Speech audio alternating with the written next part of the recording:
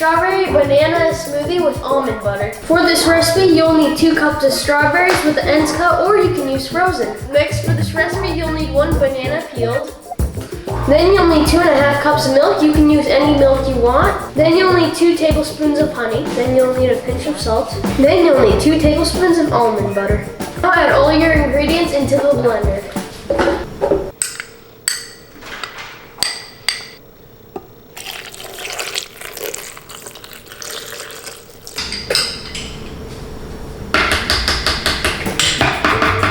Now blend it up.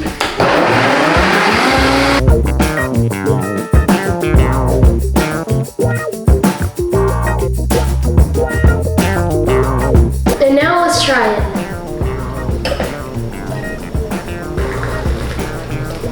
That's so good. If you want to find the full recipe, go in the link description below. Go over here to subscribe and go down here to see our newest video. Bye!